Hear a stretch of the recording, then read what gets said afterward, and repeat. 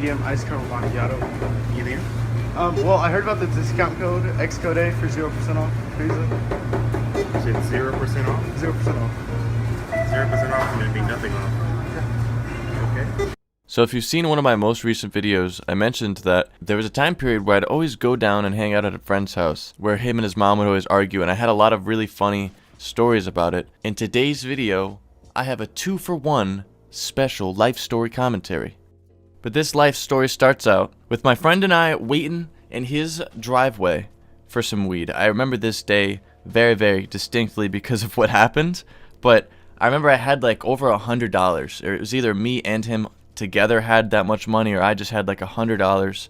I don't remember how I got the money, but I know that we were gonna plan on buying weed and smoking all of it that day. I remember we had this dealer that was just so awesome. We'd call him and literally 5 minutes later he'd show up. It was actually crazy. It was almost like he was waiting for us to call him sometimes. I remember one time we called him, and I'm not even joking, 2 minutes went by and he was there. He was probably honestly driving by, but it was just so crazy because, like, could you imagine calling your dealer, asking for weed, and then 2 minutes go by and he's there with it? It's like fucking instant delivery, man. But anyways, 5 or 10 minutes goes by, we get our weed. I remember it was some dank weed. It was some like outdoor stuff, so it wasn't like the crazy chronic, but it was definitely some fire buds. And it had like this really nice smell to it. Kind of like the smell to just smell up your entire room. So after we said, you know, bye to the dealer, no one was home at my buddy's house. So we go inside. He's double scaling it out. And we got it scaled out when we bought it. But my friend always liked to make sure everything checked out. And then we decided to start smoking. So my friend had a bunch of bowls. We used to always pack like every bowl that he had. We were getting so baked.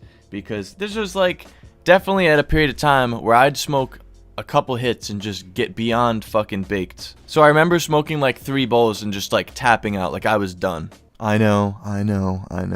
Motherfuckers in California, I know. I was like 14, keep in mind. But where the story really gets good is later that evening, around dinner time, when his mom was home and we were chilling in his room. I remember we were watching, I think it was either like a Token Daily video. It was one of like the YouTube stoners that I used to watch like way back in the day. And I remember he was smoking like a fat ass joint.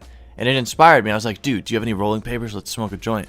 And he's like, no, but I got this shoebox paper or some sort of paper that he had been rolling joints with. And he's like, dude, we could just use that. I have some of it in my basement.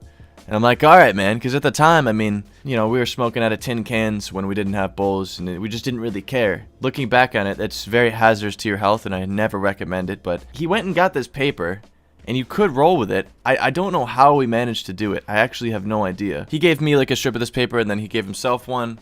And we both had like a, you know, like a gram or something. We were trying to roll like 2-gram joints or something. And this is where the story gets crazy because I finished rolling up my joint and I have all the stuff on my lap. I have like a notebook and just like a bunch of like weed crumbs all over my lap and like a rolled joint. It wasn't the best, keep in mind. I was not very good at rolling at all, but it definitely would work. But it was just on my lap and my friend was almost done with his. And as soon as he's just like almost about to wrap it up, his mom just literally comes in the door, just like without fucking knocking anything, just opens the door and immediately is like, what's going on in here? Because I'm sitting next to the computer desk. I put the notebook underneath the desk so she can't see it, but it obviously smells like weed, man. We're rolling joints up in there. It's smelling so dank as soon as she walks in. It's probably like a wall of just fucking potent skunk just smacking her in the face. And she starts flipping out at my friend. You're smoking weed in the house. What the fuck? I told you not to smoke weed in the house.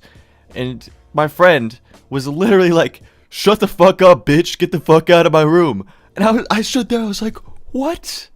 What the fuck did you just, what? She closed the door. She left. I was like, dude, what?